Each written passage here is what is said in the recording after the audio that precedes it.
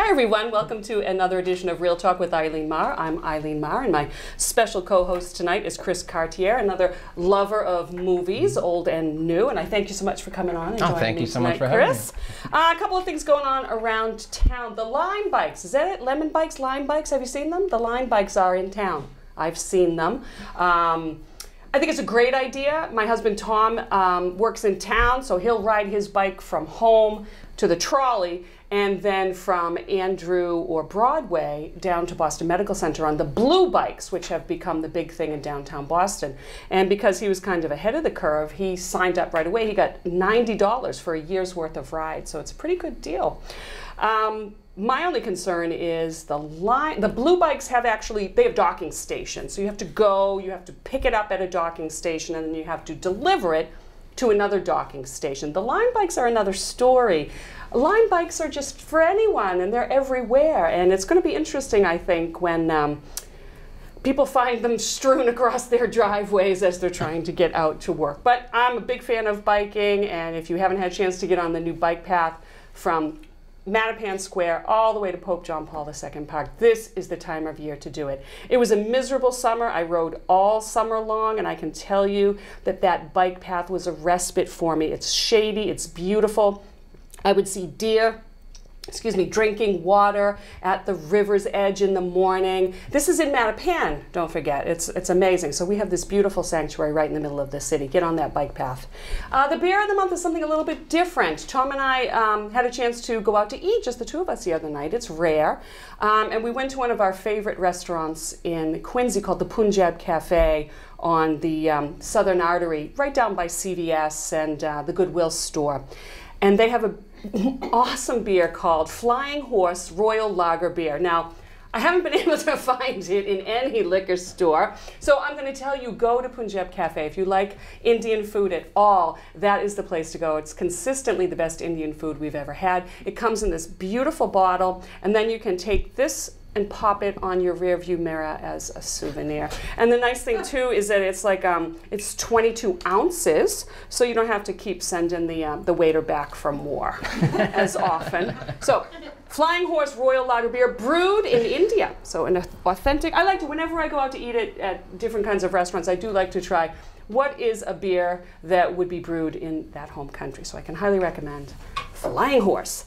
Now, let's talk about some movies. One that we both saw is Blakkklansman, directed by Spike Lee. Wow, he's been around for a while now. I can remember the first film that I saw of his was She's Gotta Have It, and this is back before my husband Tom and I were married. He was working at BU, and you probably don't remember the Nickelodeon theater. I've heard of it. All right, I've heard of it. I heard of it. My grandmother used to talk about it.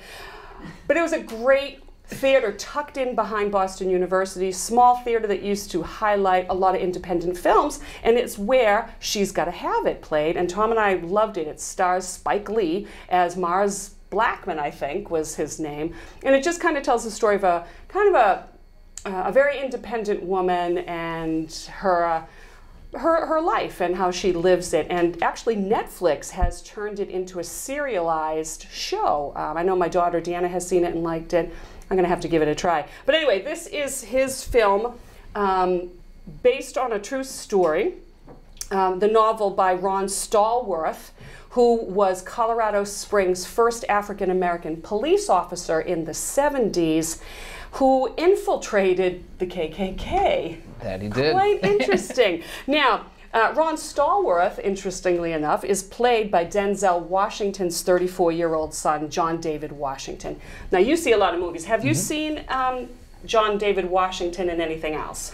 I didn't know he was in it, but he was in Malcolm X. That was his first movie. Oh, really? Okay. He had he was just a kid then. But no, I haven't seen him in anything else, and he was fantastic. Yeah, talk a little bit about his performance.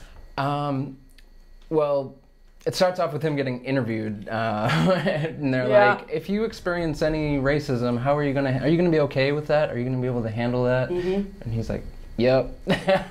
And just the way he carries himself, like every time there's a microaggression against him, he just has to bite his lip and swallow it, and you just see it building. And the fact that he thinks that he knows his cultural identity, and then throughout the film, like working with the Black Student Union at the local college, he just finds more and more about like what it means to be Black and what you can take from other people and what not to put up with. And also that happens with his Jewish partner, yes. learning his cultural identity too. And who was his Jewish? Who played his Jewish partner? Adam Driver. Adam Driver. Always fantastic. Yeah, anybody that knows me knows, oh, Adam Driver, he pulls up, he beeps, bye! Bye, everybody. Adam Driver is this guy who can play anyone and anything. I'm sure you've seen him as Kylo Ren, right? Where he's this Mr. Sexy, big buff dude, right? And then you see him in Patterson. Have you seen Patterson? I love Patterson. Okay, is that the same actor, right? If you saw Kylo Ren with Patterson in the bus driver's seat, you'd be like, that can't possibly be the same person. Completely different character, completely different look. But what's heart and soul he brings. And he was actually very funny in this. Yes. Well, what was the other one where he played the soldier with the arm cut off, the one with... Logan Lucky. Logan Lucky, and I loved him in that. He's really funny in that. He really, I think, becomes the character. In Logan Lucky, he plays a bartender who's lost an arm in war, and he just kind of lumbers around, you know? But then you see him as Kylo Ren, and he's just so commanding, you know? So anyway, Adam Driver's in the movie, one of the reasons I certainly went and saw it. I liked how when he was interviewing, they said, "You're gonna hear some stuff, even from your partner, even from the force, more from your force." I can imagine that's who you're really going to get it from, as well as certainly the people in the community. And they compared him to Jackie Robinson, and they said, "Do you know about Jackie Robinson?" And then he gives Jackie Robinson's full name. You mean blah blah blah blah Robinson? He's like, "Yes." And do you remember who he credits with how he's going to be able to handle himself? He credits his parents, and he goes, "Hey, I've been brought up right. I will not be, you know, duped into taking the bait of somebody that's just looking to make me look bad." So he was just so impressive. And just tell a little bit about how the twists and the turns. How do he and Adam Driver get kind of mixed up in this together?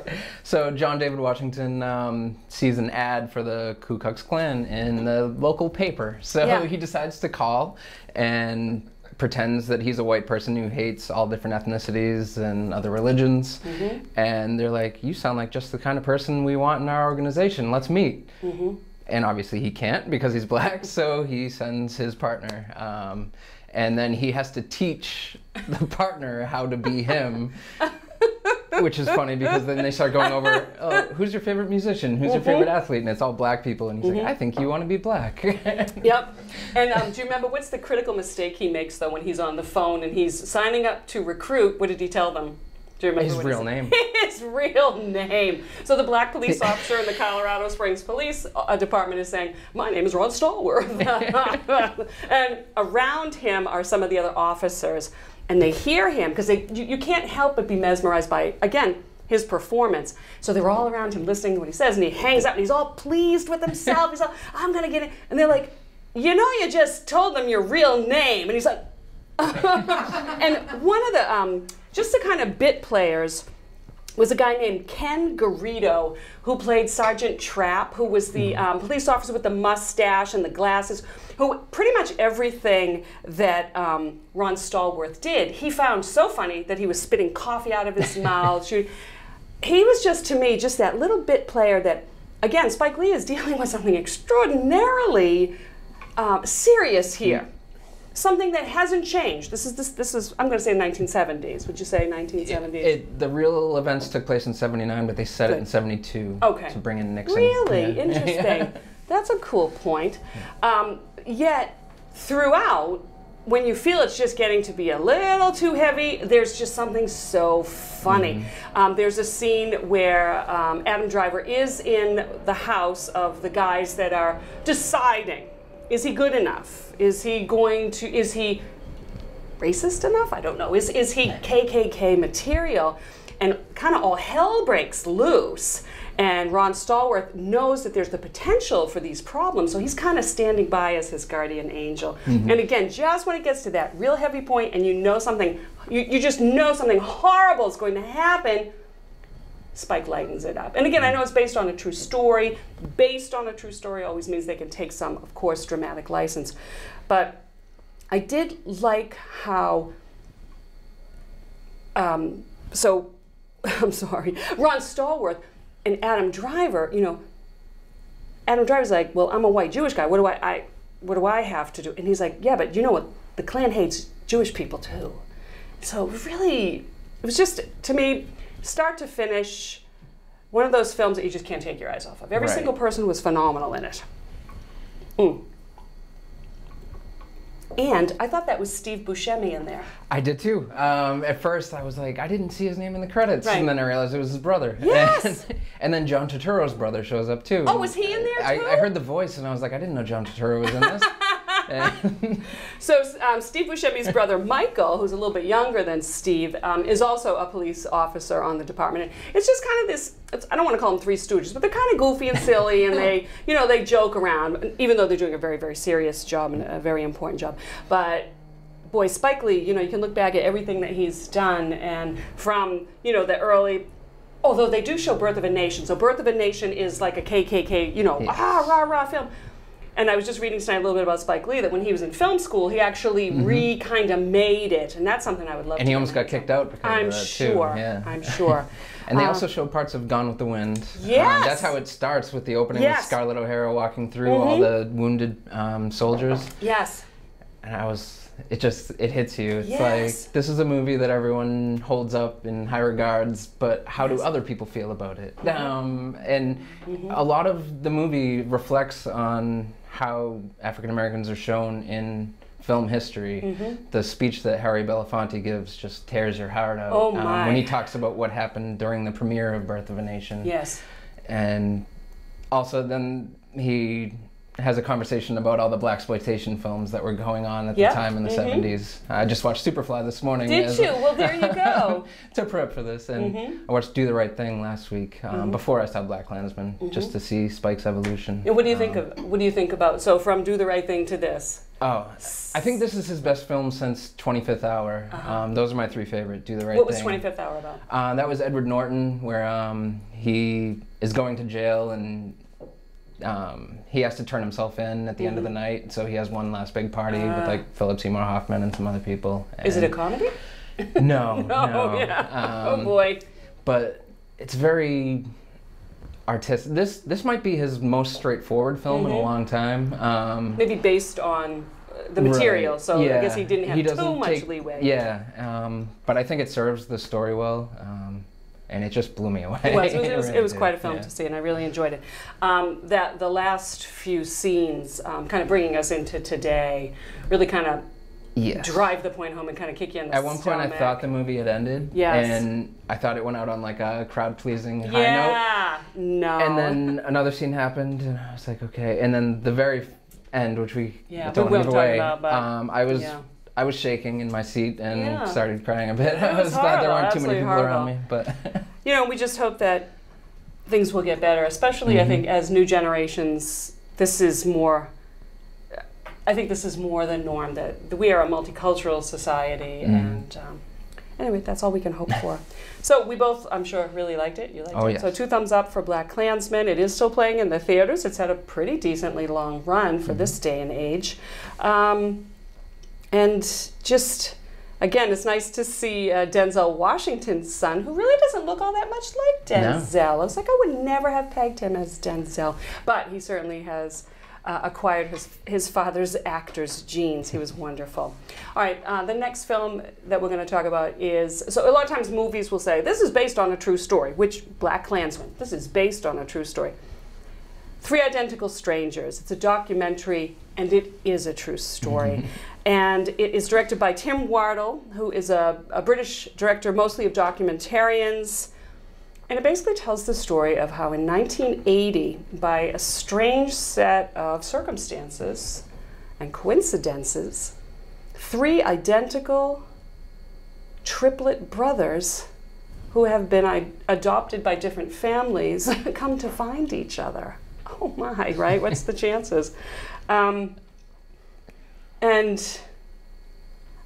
1980, I don't know, I don't remember this. You know, they were all over television and news programs and Time magazine. I just don't have any recollection of it. But it tells the story of triplet brothers Eddie Galland, David Kelman, and Robert Shafran, who, as infants were adopted by 3 different families, all through the same adoption agency. And they find each other, and it's just joyous. It's joyous. Can you just imagine? So you're walking down the street, and there you are. Right. Yeah, it's one long party for a while. They're just on every talk show. They open a club in New York.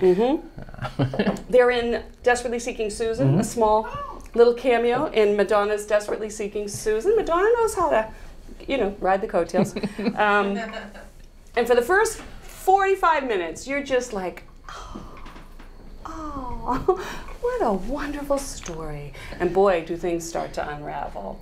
And we won't go into details, but we can say, much like Spike Lee's film talks about racism, you do have to wonder about, so 3 little Jewish babies, they were Jewish babies, Jewish triplets, and a particular Jewish adoption agency, and what happens to them, and why they were adopted separately. Because one of the things that the families all said, and it was nice that each couple that adopted one child said, we never knew.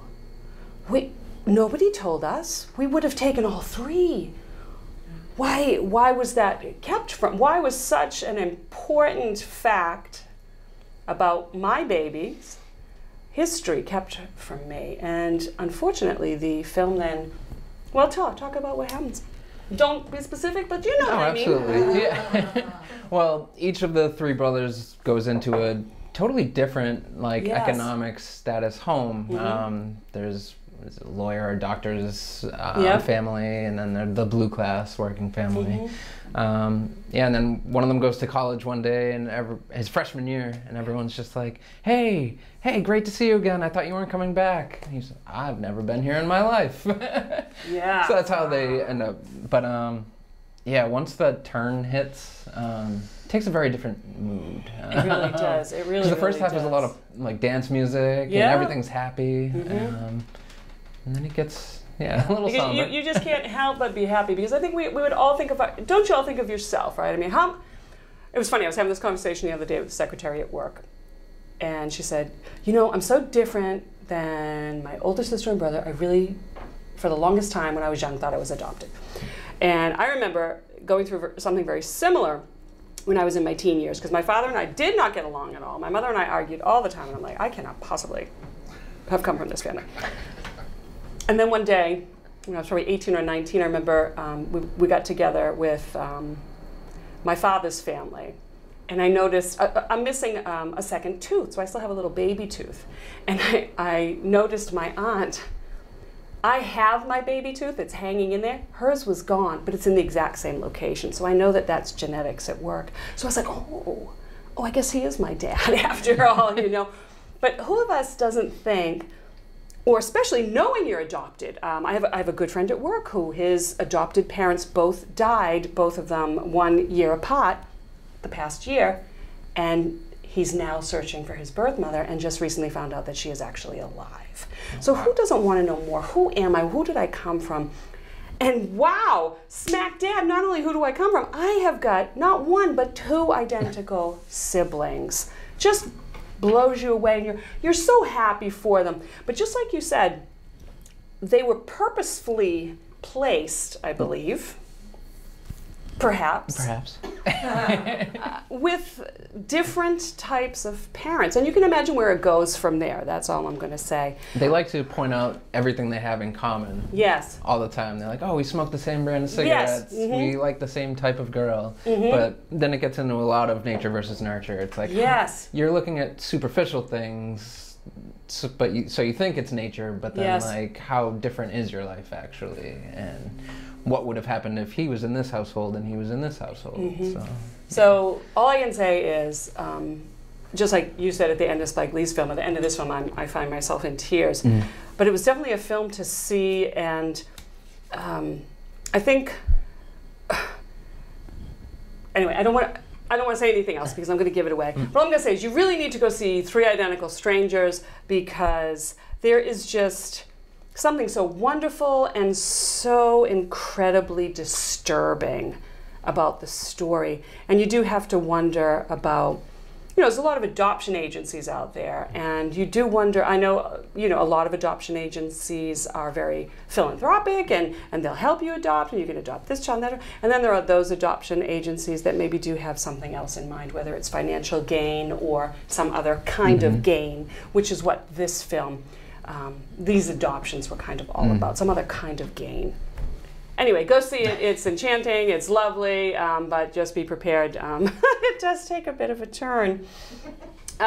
So I got to see a film this summer that I meant to mention last show that I forgot about. I got to go away by myself for a couple of days on summer vacation before the rest of the family came, which was good because I'm back in school and I get to sit at the stupid computer and do a bunch of stuff all by myself and quiet. But then I ducked out and I saw a film called Christopher Robin. And basically I saw it for two reasons. It's directed by Mark Foster, who's probably directed two of my favorite films of all time. The first one being Monsters Ball. And I know I've mentioned Monsters Ball numerous times on this show. And if you haven't seen it, you really, really, really need to. Heath Ledger in Monsters Ball. Billy Bob. Billy Bob Thornton. And Dad, who's the dad? The granddad. It's the guy from Everyone Loves Raymond. Who's the dad from Everyone Loves Raymond? Peter Boyle. Peter Boyle. So it's Peter Boyle is the dad, Billy Bob Thornton is his son, and then Heath Ledger is Billy Bob's son. And they live together, and they're all prison guards. A very, very interesting film. Halle Berry won an Academy Award. Speaking of Academy Awards, we are speaking of Gone with the Wind, the first African-American to win an Academy Award as supporting actress. Hattie McDaniel, yeah. From Gone with the Wind. And how many years later did we finally get an African-American woman to win Best Actress? And she's phenomenal in it. But anyway, I digress. He also directed Stranger Than Fiction, which was with Will Ferrell. And if you think Will Ferrell is just this really funny guy, you really need to see two films, Stranger Than Fiction, and what's the one where he's an alcoholic in the yard sales? Everything Must Go. That's it. That is it. If you haven't seen those two films by Mark Foster, I highly recommend them. But I really, really recommend that you go out and see Christopher Robin. It's still in films. And did you watch Winnie the Pooh when you were little? Oh, yes. Did you read Winnie the Pooh and watch Winnie the Pooh? Or mostly watch Winnie Mostly watch. Yeah, my kids too. My kids, it was all the videos. Winnie the Pooh and the Blustery Day and the wind and Tigger singing. Who doesn't know and love Winnie the Pooh? And this is kind of a different, there was actually another Winnie the Pooh movie a little while ago, maybe about a year ago, where they basically talked about Milne. E.E. Milne? Who's Milne? Milne. A.A. Milne, that's it. That story kind of focused on the writer of the stories, and this film focuses on Christopher Robin, his real life son. A.A. Milne was a real person. Christopher Robin is a real person. And Ewan McGregor is a 30-something, 40-something-year-old man just in the rat race, trying to make money, raising a daughter, never home, doing this, doing that, trying to keep the company afloat. And who comes along to save him? It's Winnie the Pooh. And he's not crazy. So it's Winnie the Pooh and all the cast of characters from the 100-Acre Woods. There's Eeyore. Who can't love Eeyore? Who doesn't feel like Eeyore? Every rainy Monday morning, I get up and I'm like, I'll never make it, right? Isn't that everyone Eeyore? And Tigger, and they're not stop action. I don't know exactly what they are. They're kind of puppet-like, but I'm sure they're CGI, but whatever they are. My daughter said, they're creepy. I don't like them. They're creepy. And I said, no, you need to go see the film because they're not creepy at all in the film. And it basically just tells the story of Christopher Robin going back to the 100-Acre Wood and finding the path to his true childhood happiness that he left behind so many years ago. Corny, I know it sounds corny, but it was lovely. It was funny and enchanting and engaging, and how can you not just love Ewan McGregor? So I'm going to say, if you have any children, take them, even if they have no idea who Winnie the Pooh is, read them a quick story and then take them to see this film, because it just was one of those films where I said, that was such a pleasant experience, which I can't really say about Three Identical Strangers. And certainly mixed emotions with Blakkklansman. Right. So if you're looking just to be entertained and delighted for about an hour and 45 minutes, go see Christopher Robin, or probably The Meg. What did you think about that?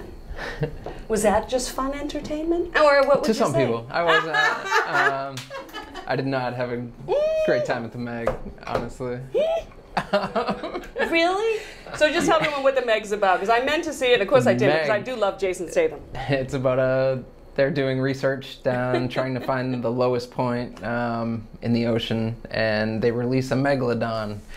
Which is what, some dinosaur or something? It's a prehistoric, shark. So based on a true story? Yes, yes. It's actually a documentary. And yeah, it's all one-liners, which don't even make you chuckle. So yeah, so I know Jason. It's either exposition or one-liners. Who's that? Who else is in it? Jason Statham. Rainn Wilson from Dwight from The he's Office. Funny, but not so funny. He's superfluous. Yeah. Oh, what a shame. He plays the rich guy who funds the whole thing. Oh, really? Yeah.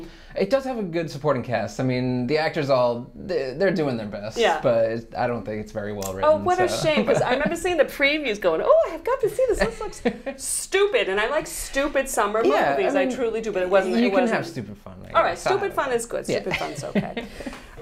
So anyway, one other thing that's out on DVD is a film called Tag, which I did see in the theaters. Actually, I remember seeing it right at 4th of July weekend because it was too hot to do anything except go to the movies. Tag is, again, based on a true story. So except for The Meg, everything we've talked about, Blakkklansman, Three Identical Strangers, Christopher Robin's not based on a true story, never mind. We were going to talk about Operation Finale, but neither one of us got out there to see it. Next time, Operation Finale. Based on a true story about a bunch of guys who in middle school or maybe even elementary school started playing this game of tag, and it followed them into their middle-aged and even late middle-aged hood in their 60s. And it stars Ed Helms from The Office, John Hamm, Jeremy Renner, and Lil Rel Howery. And it's 4 guys. One of them's getting married, and basically it's just a crazy game of tag. Can I hit you? Can you hit me? Oh, I'm in the delivery room with my wife and she delivers a baby. You sneak in like a doctor and you tag me, I'm in. It was really just a good, funny romp. And at the end, they show the real guys, who again are in their like mid to late 60s, still playing tag on the street. So if you're just looking for something enjoyable, you know, on that Sunday afternoon film or that Friday night when you've had just that rough day at work, nothing but laughs, nothing but good times. And actually one of my favorite comedians is in it, Sebastian Maniscalco. If you've never seen any of his stuff, you need to go to YouTube and watch, or Netflix has a bunch of his stuff. He is absolutely hilarious. Just real throwback Italian kid who just finds modern society ludicrous, and he presents it in a way that you'll find it's ludicrous too. So anyway, hopefully we'll see you again next time. What's coming out? Anything you're looking forward to seeing? Not sure. They just said What opened today? Anybody? What's that movie with Alice from Luther?